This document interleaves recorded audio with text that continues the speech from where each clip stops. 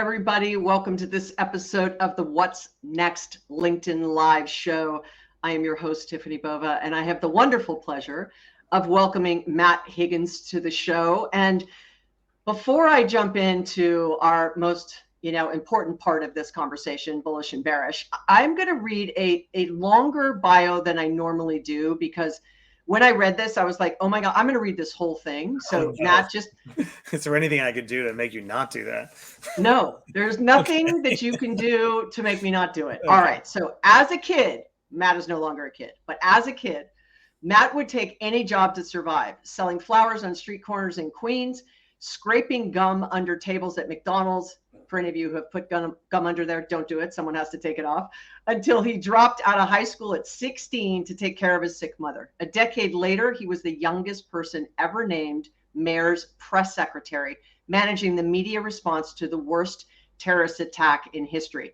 He would go on to help run the rebuilding of the World Trade Center site as chief operating officer, led the business of two NFL teams, rivals nonetheless, the Jets and the Dolphins, neither of which I like, before he was 40, built $1 billion portfolio of consumer brands, saved New York City's iconic Magnolia Bakery during the pandemic, became a guest shark on Shark Tank before launching his own spinoff with the creator of The Apprentice, Mark Burnett. And he joined the faculty of Harvard Business School to teach the leading program in the nation on direct-to-consumer businesses.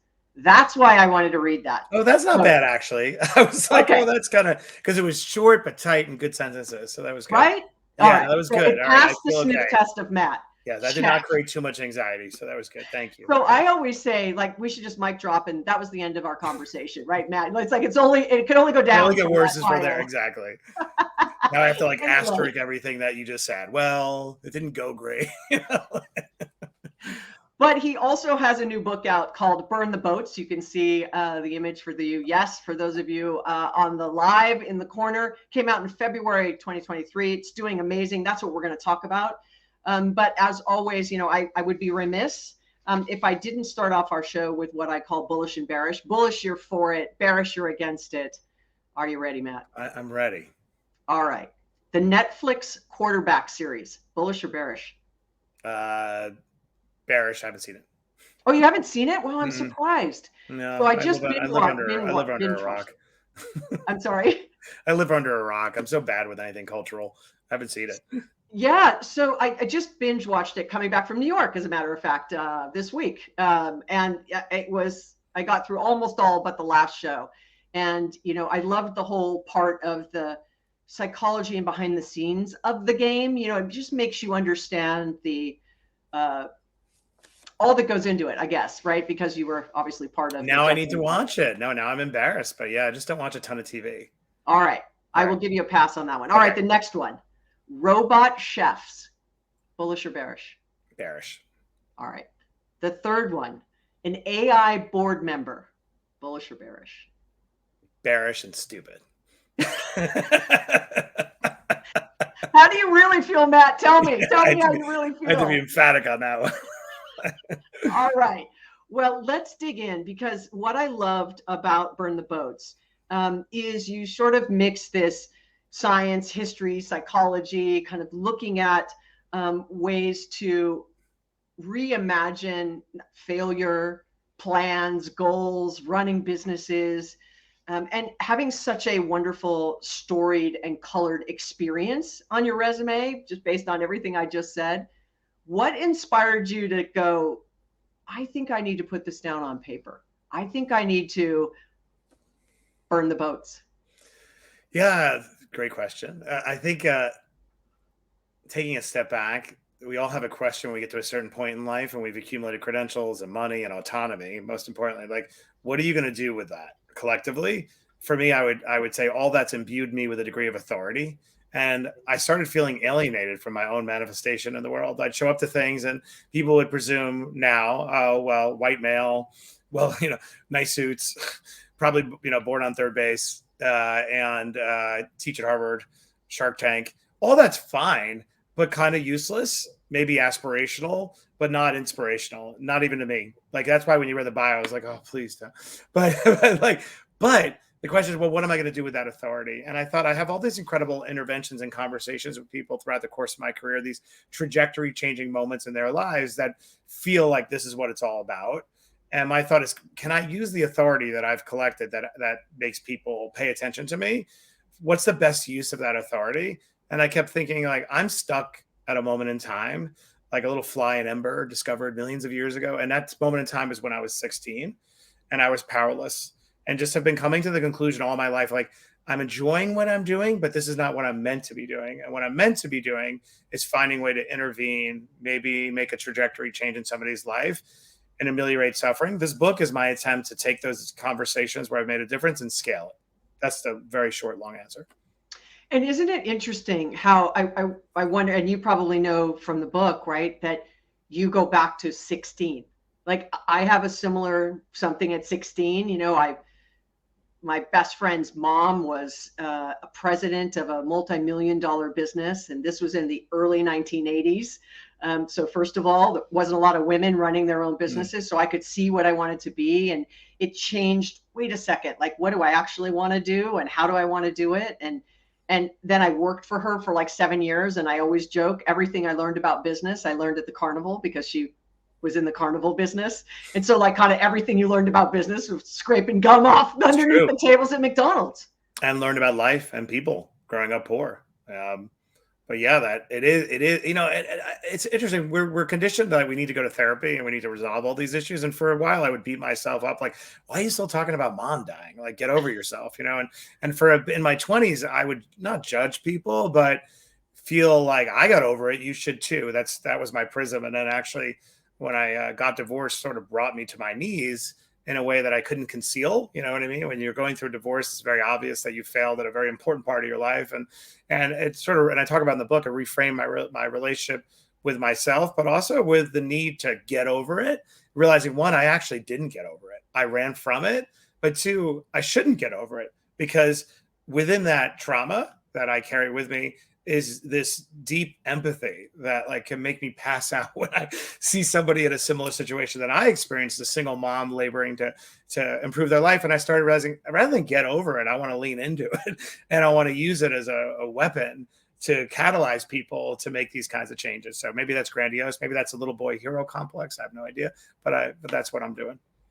And why do you think it is that, because I think that's a very empathetic approach, and I've had a lot of people on these shows, right, have been very successful. And one thing I find pretty consistent and common is kind of that feeling, right, that in different ways, right, it manifests itself or it's triggered for certain reasons or different reasons, but that sort of lead with the heart, be empathetic towards those people who work for you and are around you, and the purpose over profit and all the things we've sort of spoken about ad nauseum, but yet so many leaders struggle with that journey or transition or catalyst to get them out of that status quo thinking of hard charge leader, the stick, rather than being empathetic, right, and doing it for a greater purpose than just the almighty capitalist dollar. What do you think the struggle is? For leaders who aren't able to make that transition, and especially those that you found and interviewed for your book, what was the common thread for them? I think the ones that sort of struggle to embrace empathetic leadership, obviously it's insecurity often, but I think it's not embracing the power of self-awareness. It's this desire not to look within, right? So when you're confronted with a similar fact pattern to what you are concealing or harboring, like you reflexively resist it. And I have found that those leaders who don't extend to themselves the same compassion that others need, right? If you're not doing it for yourself, you're not going to do it for anyone else. And so the reason why I talk in the book so openly, sometimes cringy, about some things that I went through is because people always say, Matt, well, how do you cultivate awareness in an organization? Self-awareness, it sounds great, but how do you do it? I'm like, actually, you start by being very vulnerable, surprisingly vulnerable, but not in Instagram talking points like failure is good. Like, how about sharing something that makes you almost cry if you have to read about it again? Like, I can't read the pages of my book devoted to my mother, and I can't read the ones devoted to divorce, struggle with the cancer section, like, because it's raw and real and people can feel that. So what I find when I'm trying to have a breakthrough, unless the founder or CEO or leader is a narcissist or a sociopath, which is a decent percentage of people, but if they're not that, it's because something has them stuck, that they haven't crossed a threshold of being able, acknowledging what it is they're insecure about. And hopefully by me modeling it, that, and in the book, I had somebody call me up. It was one of the greatest compliments in a book. And they said, I know the true story of the role you made in a lot of people's lives you profiled in the book. Number one, you are like Stalin. You erased yourself from the photos. Like you barely exist in these stories, even though you played a key role. And I don't say that as a humble brag. And then he said, and yet you amplified the pain and the trials. And I said, well, what's more useful? Me aggrandizing like that I had a role, or me amplifying in a shameless way what it is I'm trying to teach? And so I usually feel like people are stuck. And that's why I'm such a big believer in psychologists and whatnot, and always looking under the hood. But it starts with me. Well, when you had 2 seasons as a guest on Shark Tank, you are actually my 3rd shark. Hmm. Who are the other pretenders to the throne that have? Yes, well, but I will say, you were my first U.S. shark. Oh, okay, good. Well, that's fair. Yeah. So I had a Dragon's Den out of Canada, Michelle Romanov, which is the Canadian version of Shark Tank. Yep. And then I had Naomi Simpson, which is the Australia Shark Tank. So she's a dear friend of mine, and so is Michelle. So Matt, you hold the throne for the U.S. Shark. By the way, I really want to be a guest on the Australia version. I'm gonna manifest that intention right now, because I will connect you. All right, good. There we go. It happened right here on this show. It happened right here. I got you. But on Shark Tank, when you were making decisions about making those investments, did you look for that sort of vulnerable, empathetic, open kind of person, right? Because people don't invest in companies, they invest in people, right? Right. And so was there like, damn, this is a really good idea, but the person isn't right for me? Or this isn't a great idea, but the person is right for me?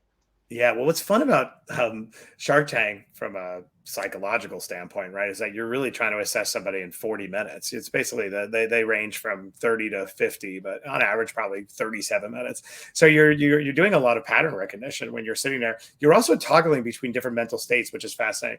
On the one hand, you're trying to seduce, right, because you're beating your other sharks and it's real money at stake. But on the other hand, you're assessing. So you're selling and closing and buying all at the same time.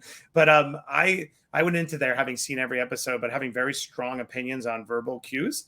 And I would look for these proxies of the different things that matter to me. And one of the most important is this confidence and humility at the same time. Some people think they're in opposition. They're not. They go together, because you need the confidence to look within and audit yourself, and the humility to acknowledge that you get things wrong, because that's the genesis of pivots, right? So, but now I got 40 minutes to assess that. So what I'm looking for, I hate on the show when like Mark Cuban would be like, your name sucks. And the person's like, good, change. Your product stinks and you should really use a co-man. Done. Which one should I use?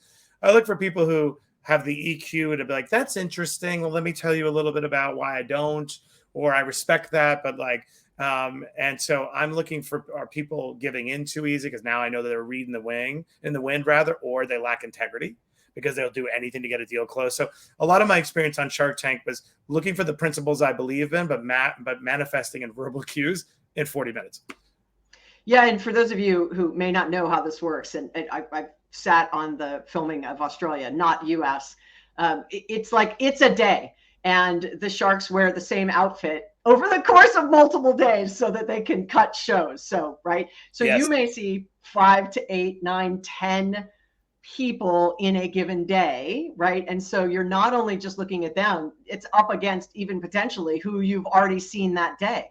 Yeah, it's called continuity. So you got to wear the same dirty clothes all day that you're sweating profusely, freaking. Well, with the Shark Tank, it's going back to the point about modeling self-awareness and modeling vulnerability to cultivate self-awareness.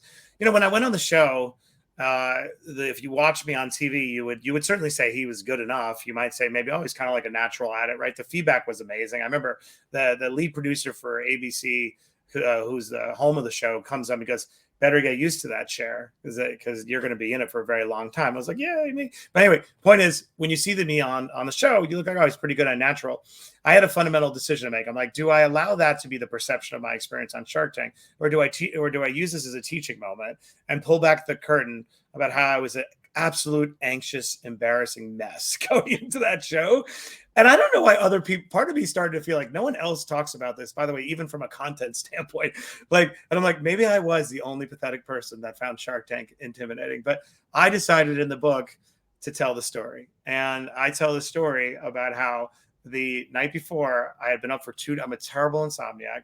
I've been up for 2 days, and my sweet wife, Sarah, does everything with me, like 5 a.m, turns to me like, hey, baby, are you ready to do it? I'm like, no, I've been up for 2 days, and I took 2 Ambien and nothing worked, but I have a plan. I'm going to call Rohan Oza because he lives 2 miles away, and he has been a guest on Shark Tank, and I'm telling him I had the salmon. I was looking at the menu in the middle of the night. I'm like, salmon. Salmon will be, I'm going to tell them. Anyway, I tell the story in the book about how I overcame imposter syndrome. And Damon John gave me one of the best pieces of advice for anyone out there who has dealt with imposter syndrome, which is 70% of you, even if you're lying. Like Damon John said, when I confided in him, he goes, first of all, F those people. But second of all, Matt, you belong here because you are here. And it was like Socrates, it's sort of, I think, therefore I am. And the point of that statement for anybody listening is that there is no final arbiter of belonging. And that the reality is you have to declare that if you're in the room, you're at the boardroom, no one's going to invite you to take the seat, that is enough proof positive, right? And I talk in the book about how I use self-talk in the third person, other tactics. But the more important part of that story is the decision to share it. And I keep looking for somebody else who's sharing their own. I'm like, I'm either an outlier, which statistically doesn't make sense, or people are making a very different choice. Because I find in society, we talk about failure, but it's always in the past tense. We want to package it to keep it safe. And point of my book of Burn the Boats is that humans progress and regress simultaneously all day long. And when you as a leader have achieved a certain station in life, if you don't share that reality, you're actually creating distance with somebody looking at you being like, oh, you have it all figured out, but I haven't figured out. My book is an attempt to tell you that I got to asterisk the hell out of that bio because I don't have it all figured out. Yeah, and look, one of my previous guests and a dear friend of mine, Tasha Yurik, she is like sort of the self-awareness. That's really where she coaches executives on it. And if you ask people, are they self-aware on a lot of things that you just described? Like, are you even self-aware that you have imposter syndrome? Are you self-aware that you don't have high EQ? Are you even looking within? Those kinds of things. It's like 90% of the people say, yeah, I'm totally self-aware, when in reality, only 10 to 15% of people are actually self-aware. And the rest of us are all lying to ourselves. I wonder how she measures that. It would be really funny if somebody's like, I'm really not self-aware. Like, I wonder how you measure lack of self-awareness. I think it's a series of questions, and she has a whole questionnaire on her website about being self-aware, not being self-aware, and gives you a score, the whole 9 yards, like, right? Wow. I was like, yeah. And I'm like, am I self-aware? Like, I feel like I'm self-aware, but after she's just told me that, maybe I think I am and I'm not, right? And so I did it, and because she's a friend, right? I did it. She took the survey. We had a conversation about it, and found areas where I could improve. But I would say I have always believed I'm a lifelong learner. So if you are that lifelong learner, what are you looking to actually? How deep are you willing to go to say, I keep getting this back from people. Well, they can't all be wrong, and I can't be right, right? Like, so what is it that I'm either doing or saying or projecting or whatever it is that maybe is either being misinterpreted? And if it's being misinterpreted, then I have to change how I'm doing it because that is not my intention, right? That kind of conversation, right? Right. But I would say that I see it a lot more in women than I do in men. And I also see the more senior the man, the less I see it in sort of, and I'm making huge sweeping generalizations here. Well, it's fun. I think I'm allowed I think I can agree with you on that because it's against my species. So I would agree with that assessment. The higher up the man, the more over-indexing on narcissistic qualities and the less that self-awareness is valued, right? Yeah, and I'd say I gave an interview many years ago and I said, do not misinterpret confidence with ego. Like, I'm confident in what I do, but I'm also confident enough to go, I don't know, or I'm not sure. or I didn't see it that way. Like that was really, like where you're participating. And even like I have a new book out called The Experience Mindset, and people go, why did you write it? And I go, well, my first book, I thought I nailed something and I completely missed employee, like totally missed it from the book. Didn't even talk about it. Like 150 words of 60,000 words, I mentioned the word employee. This book is a total mea culpa to the fact that I totally missed it. And you could say, wow, I'm a Thinker's 50 twice. I'm a Wall Street Journal bestselling author. Like I'm this, I'm that, I'm this, like those accolades, right, that we talk about. Yeah. But I missed it, right? And so the book was kind of my way of going, hold on, it's the 11th path for the first book that I missed, right? Kind of a thing. And now this one's become a Wall Street Journal bestseller. And I think people really enjoy the story of me saying, I missed it. Like, and that's why I wrote it. And they'll go, wow, I can't believe you said that. And then in my head, I go, well, why wouldn't you think I'd say that? Like, right? Don't mistake that confidence for the fact that I have an expert's mind or it's ego, or there aren't situations where that shows up. Obviously, I'm human. It's not perfect. But I do think that being able to do that is important. So with that, although that was not where I thought we were going to take this, if someone's listening and they're like, how do I lean in more the way Matt has, right? It's uncomfortable for me. I'm scared. I'm insecure about doing it, or I don't have a network of people around me that would sort of encourage it, right? And lift me up when I'm really starting to feel uncomfortable and insecure, that I have people around me that kind of behave as I do. Right. Well, where would you go for sort of first steps on this? I get asked that too. How do you begin along the path? And I always say it's you got to get reps in, right? It's a degree of muscle memory. For those where the thing that's holding you back is a degree of fear of exposure, take little steps of sharing things that you wouldn't normally do, but with people who have your best interest, right? Like just start sharing things. It doesn't have to be big reveals. Just start going that direction. Reframe your relationship with imposter syndrome. If anxiety and feeling like you're fronting is the thing that's holding you back, remember the alternative. If you didn't feel imposter syndrome, which is just your brain saying, I have no neural pathways for this journey, I'm uncomfortable, right? Scrambling. Because I always think about Goodnight Moon. Why do we like Goodnight Moon so much? Because it's familiar. We like the repetition. We're humans, right? We're little babies. And so reframe your relationship with imposter syndrome as a feedback loop, showing that you're doing uncomfortable things. It's these little hacks that whatever it does that can take you out of your comfort zone. And then at the same time, audit the people who are in your foxhole. Like I go into the book about these archetypes of toxic leadership. What's great about writing a book is you get to make up words for things, right? So there's always this insidious person. We all know them at work. Is this boss we've ever had where it's like, so weird. I know I did a good job, but they're not saying it. But I heard from a colleague, they said nice things about me in a meeting as if I'm a piece of property, but they never said it to my face. Those are the withholders who are attempting to use your need for approval to destabilize you. So you also have to be honest about who's around you that is undermining you in ways that are hard to put your finger on, and you might not have anyone to validate. I attempted in the book to articulate them, but I missed a lot of them. So it's a range of things. But it all starts with like, what's holding me back and why am I so afraid? Last point, which I discovered when I had cancer, that when I got to the other side of it, and I didn't die, obviously, I missed some of the moments that I had at Sloan Kettering. Weirdly, I had in some ways never felt so peaceful. And I was like, why is that? And I realized it's because the things that I think about all day and obsess about didn't hold up juxtaposed against the immediate prospect of death. Like the New York Times real estate section looking at brownstones didn't hold up. Worrying about a promotion didn't matter. Worrying about prestige. And I felt relieved. And so I've embraced since then an app on my phone that I listen to 5 times a day that reminds me I'm going to die in rather eloquent ways. And what you find is by holding on to a sense of mortality, this relates back to your question, it relieves you of a lot of the worldly concerns you have and makes it a little bit easier to take those risks, in my opinion. Well, I think there's so much going on right now. There's uncertainty about the economy, jobs, education, politics. I mean, it's endless barrage of just, what's the right word? Blech. That's uncertain. We're standing on quicksand. Nobody can stand on solid footing in any arena of our life. Nothing's solid.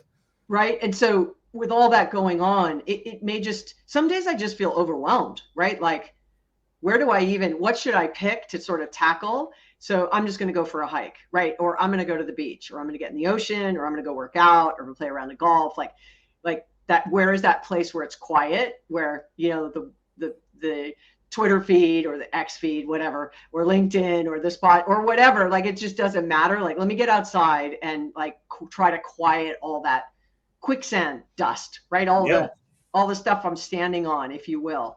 I always imagine myself, I always think of the cat on a roof who lowers their center of gravity when they're in danger right? So that I get closer to the ground. I always imagine myself, I'm a cat lowering my center of gravity so that I have less to fall and I feel more stable. I always imagine I'm scrolling along on that roof on the edge. And what am I going to do to feel safe? Yeah, and whatever it is, right? Whatever it is that gets you to that place, I think it's important that you be aware that you need to get there, right? If you feel burnt out, you feel disconnected, right? You just feel lost or whatever it might be. But the network around you, I don't want to fly past that, because the 5 types that you sort of identified, the withholders was one of them, but there's others, right? And I think looking at that foxhole, or looking at, I call them my symphony, because they all are very unique instruments. Like, some are louder, some are more dainty, like some are drummers, some are clarinets, some are violins, some are electric guitars, right? Like, in my sort of symphony or my tribe, and they play very specific roles. There used to be a lot, there's less now. And but they play a very specific part in, hey, I'm thinking about, what do you think, right? Or, I really want to do this, have you? Or, do you know someone I could, that sort of network. What are the other sort of archetypes that you Well, one of them, I talk about in a book, the corporate gaslighter, which exists in a corporate setting as much as it exists in a personal life. One of the things I actually find fascinating about LinkedIn, even as you and I are talking, I'm imagining this going out into the universe and everyone watching, and how LinkedIn, so, I always say LinkedIn is your vegetables, right? And, Instagram is your dessert, maybe TikTok, but, and that has its own deficiencies, right? But one big deficiency on LinkedIn is this boundary we try to draw around the personal and the professional. Sometimes people even react, and every once in a while, for fun, I put out something about my wife, who's a Jedi and the greatest force multiplier in the history of the world. And without whom, and I don't say this as like, oh, he's being nice to his spouse. Like, no, we do everything together. When I teach at Harvard Business School, she's in the room handling the logistics. Like, we just toggle these different environments, but we act on LinkedIn as if these psychological issues don't really matter. Everything's perfectly packaged. And we certainly don't want to bring our personal life to LinkedIn as if there's a demarcation line. So I spend a lot of time and energy in the book talking about the psychology, and that includes your personal relationships and your foxhole, because, as the Italians like to say, the fish rots from the head. Yes, every company, you show me something downstream at a retail level at a store, and I will trace it all the way back, if not to the CEO, to the person they hired to run retail. And the fish rots from the head, you rot from the head too, as a person. So I'm very passionate about trying to introduce this topic a little bit more to LinkedIn. That's okay to talk about your person and your foxhole and your force multiplier, because a lot of people, they settle for less because, one, either they think it doesn't exist or they don't deserve it. And I think it's important just to go ahead and model that. That was a little bit of a non sequitur, but I wanted to introduce that. No, and so that's 2. You've got withholders, office gaslighters. What are the other 3? You have one of my favorite, because it's subtle, is a martyr. So I go into the book, into a case study around a martyr. A martyr leader, this often happens in a startup that's trying to transition from being bootstrapped to a well-funded startup, and struggles because the founder, who developed an identity around being able to, like, I didn't even come from this field, and I bootstrapped this business, and suddenly I'm doing stuff I never even had any idea. And now people are like, how'd you go from being a banker to running a restaurant or whatever it is? Like, there's a lot of deification around that reach. But when they're funded, now the expectation changes. Now it's not about you doing the job. It's about you being able to recruit and manage people who are even better than you at doing that. And I find that a martyr type is the one who's like, I just will do it myself. It's on me to do everything. The problem with martyrs is no one's good at everything. And, again, that doesn't have really a negative thing. It can be coming from a good place. Where I often find it's coming from is the martyr doesn't have the seasoned leadership ability to handle conflict. And they think conflict is a negative. And so they take all the things upon themselves. The other cousin maybe of that is the victim CEO, the victim leader, who feels completely oppressed. And the universe is predetermined that, it's all on them. No one else will do their job. And they become, contemptuous of everybody else. So those are 2 examples that I find the martyr is more coachable than the victim, because the victim's made a decision that it's us against me, against the world. The martyr usually doesn't have the seasoning to handle conflict and friction, and they can be coached. All right. So that's 4, right? Are we missing one? We are missing one, and I'm forgetting it as we're going through it. Withholders, office gaslighters, martyr, victim. There's one other one. I just can't remember it right Whatever now. it is. Whatever It's it is, fantastic. it's good, and it's made up, because these are the things I've experienced throughout my career. I love when people do that. And they're like, on page 22, you said, I'm like, I know, me too. I'm like, I know there's 5. If you have written like articles about it for Fast Company, I just can't remember the 5th one. I'll remember as we talk, of course. Well, it doesn't matter. Doesn't matter. Got to read the book. Maybe I'm holding it back so you read the book. There you go. That was the trick. He held it back, so you have to read the book. Yes, exactly. But listen, Matt, this has just been such an amazing conversation. I didn't know where we were going to take this. You know, when we were getting ready to do this, I sort of said, I don't have questions. It's like we're having a cup of coffee, and who knows where it'll go. And I would have been thrilled to have had the exact same conversation in person. So thank you so much for showing up today with all your great insights, your vulnerability, your empathy, all the things that I think all of us should aspire to be more in tune with, myself included. So thank you for joining us. How can people stay in touch with you, continue to follow your work, besides going up and picking up a copy of Burn the Boats? Well, I'll tell you, I'm on a mission with this book, and it's been an interesting exercise in the title of the book. I've burned the boats for Burn the Boats, and I'm trying to live the title. And so I continue to promote and get the word out, which also creates eye rolls, from people like, Matt, I mean, you wrote a book, move on, you have the credential. It's like, well, I didn't write the book for the credential. Like, that's sort of silly. I didn't write the book to be a Wall Street Journal bestseller. That's just about conversion. I wrote the book because I know that if I hold up a mirror to somebody out there, they're going to cross the threshold and believe in themselves in a way they haven't felt supported before. I engineered that outcome.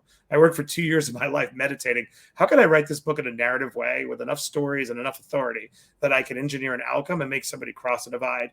Every day I wake up to a DM from somebody out there saying like, hey, Matt, I've been having this idea. The book gave me the confidence. I quit my job today, or something like radical. That is the greatest accomplishment of my life. I say that is not rhetoric. It is the greatest thing that has ever happened to me, except for my wife, my kids, and the greatest thing that I've ever achieved. So if you read the book and you have decided to make change in your life, if you DM me and tell me, you have bought another day of me doing these interviews, and therefore you have paid it forward. So I read every single one of them. You'd be shocked how much energy I'm putting into this, because I know it's changing people's lives. So DM me, I guess, is the point. The book is on Amazon, but I exist on LinkedIn mostly, and also Instagram. Excellent. And Instagram is dessert along with TikTok, as Matt said. Exactly. But eat your vegetables, do your LinkedIn, but talk about personal stuff. It's okay. Yes. All right, Matt. Well, thank you so much. Thank you, everybody, for joining us here today. It was just really a special conversation. I'm your host, Tiffany Bova. Thanks for joining us on this episode of What's Next LinkedIn Live. I hope to see you next time. Thanks again, Matt. Thank you.